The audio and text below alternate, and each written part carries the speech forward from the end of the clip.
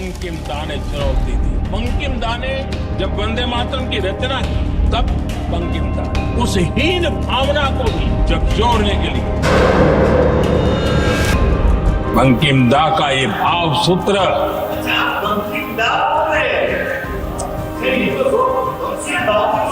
बंकिम बाबू बोले thank you thank you thank you. Bankimchandra চট্টোপাধ্যায়কে বললেন বঙ্কিমদা, যেন মনে হচ্ছে হরিদা আর শ্যামদা।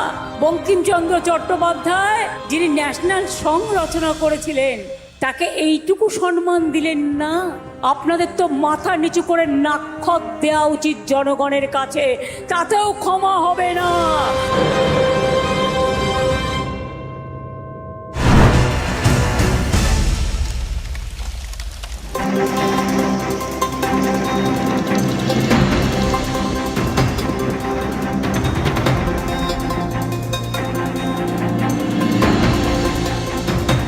আসছে 2026-এর ভোট, ময়দানে সব পক্ষ।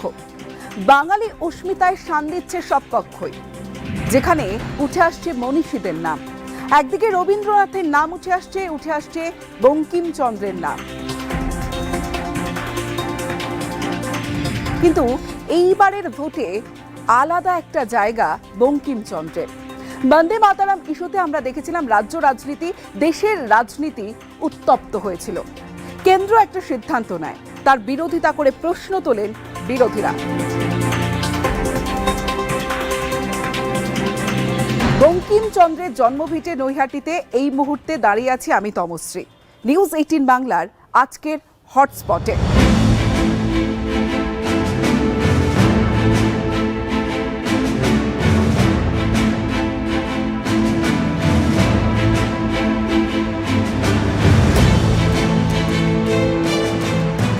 যে বঙ্কিমচন্দ্র চট্টোপাধ্যায়কে নিয়ে এত কিছু, আর সেখানেই বারবার ওনার নাম নিতে গিয়েই ভুল হচ্ছে।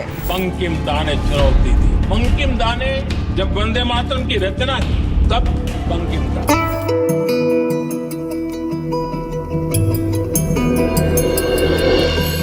রবীন্দ্রনাথও আমাদের, বঙ্কিমচন্দ্রও আমাদের, কিন্তু এটাকে সামনে রেখে যে রাজনীতি হলো বা ধর্মও জুড়ে যাচ্ছে, অনেকে বলছেন বঙ্কিমকে ইস্যু করে একটা সূক্ষ্ম রাজনীতির চেষ্টা চলছে, এমনটাও অভিযোগ করছেন অনেকে।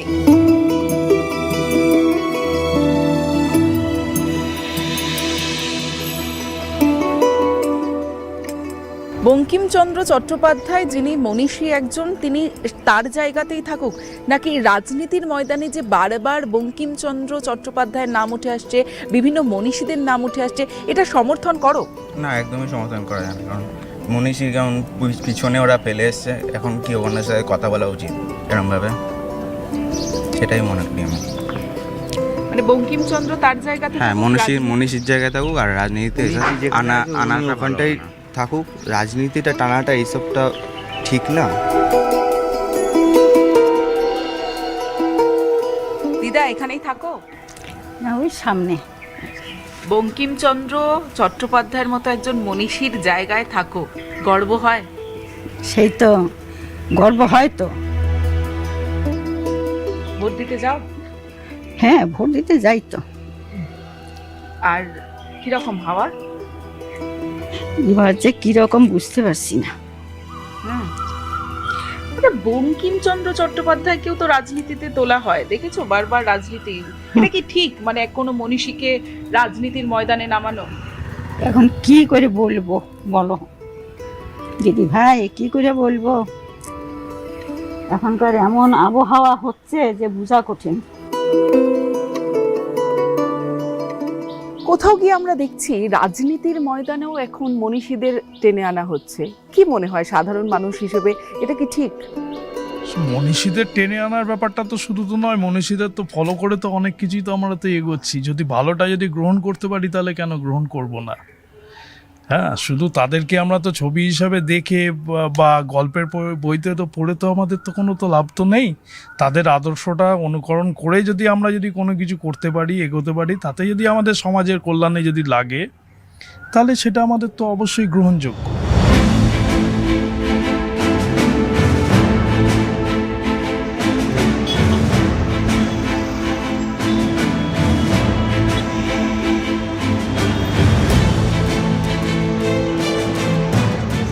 সনতা, যতবার আমরা দেখেছি এই ভোটে, বিশেষ করে যদি আমরা দেখি 26-এর বিধানসভা নির্বাচনে কোথাও গিয়ে বাঙালি অস্মিতায় শান দেওয়া হচ্ছে, সেখানে বারবার রাজনৈতিক ময়দানে মনীষীদের নাম উঠে আসছে। আপনি কি মনে করেন রাজনীতিতে মনীষীদের আনা ঠিক? না না, কিছু কিছু ক্ষেত্রে বক্তব্য রাখতে গিয়ে মনীষীদের অবস্থান, যেমন আমার নৈহাটিতে প্রচুর এরকম গুণী মানুষ আছেন যাদেরকে আমাদের অবশ্যই স্মরণ করতে হয়, তবে সেটাকে রাজনীতিতে ব্যবহার করাটা ঠিক নয়। বঙ্কিমচন্দ্র চট্টোপাধ্যায়ের পরিবারের লোক এবারে আপনার প্রতিদ্বন্দ্বী, টাফ ফাইট। আমার কোনো প্রতিদ্বন্দ্বী নেই।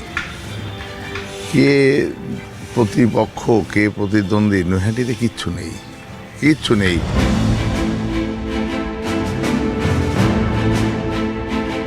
এই যে বঙ্কিম দা ইস্যু, এবং সেই ইস্যুতে তৃণমূল অভিযোগ করছে যে মনীষীদের অপমান করা হয়েছে। এটা দেখুন, যে যেরমভাবে চিন্তা করে, মানে হিন্দি বলাইতে আমি চাকরি করেছি আমার ফার্স্ট লাইফে ইউপিতে, ওখানে বাঙালিদের একটু দাদা বলেই রেসপেক্ট করা হয়। যেমন সৌরভ গাঙ্গুলিকে সারা পৃথিবীতে দাদাই বলে, তো দাদা বলে ছোট করা ঠিক নয়। আর যেহেতু উনি তো বাঙালি নন, তো উনি দাদা বলে ডিসরেসপেক্ট করার কোনো ইন্টেনশন ছিল না। কারণ আমাদের আইনেও আছে যে মেন্সরিয়া বলে একটা কথা আছে, হোয়াট ইজ ইউর ইন্টেনশন কোনো কাজের জন্য। তো আমাদের যশস্বী প্রধানমন্ত্রীর কখনো এটা ইন্টেনশন ছিল না বঙ্কিম দাকে ছোট করা। নৈহাটির যিনি তৃণমূল প্রার্থী, তিনি বলছেন নৈহাটিতে তার কোনো প্রতিদ্বন্দ্বী নেই। যিনি তৃণমূল প্রার্থী, এখন তিনি যদি মনে করেন তার কোনো প্রতিদ্বন্দ্বী নেই, তার কোনো প্রতিদ্বন্দ্বী নেই, সেটা তার নিজস্ব একান্ত ধারণা। সেই ব্যাপারে আমি আর কি বলতে পারি।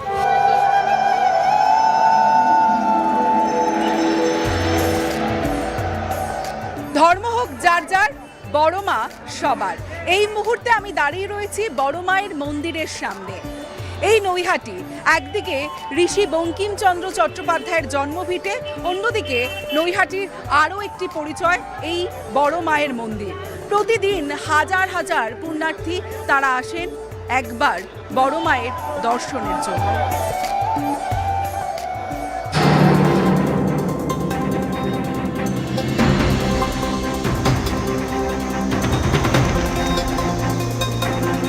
রবীন্দ্রনাথ ঠাকুর, বঙ্কিমচন্দ্র চট্টোপাধ্যায় আমাদের কাছে সম্মানীয়। আমরা তাঁদের থেকে শিখেছি। এনারা না থাকলে আমরা থাকতাম না, আমাদের সাহিত্য বাঁচে না, জাতি বাঁচে না, দেশ বাঁচে না। তারা সম্মান পান আমাদের থেকে, আমাদের পরবর্তী জেনারেশনের কাছ থেকে। এটাই আমরা চাই।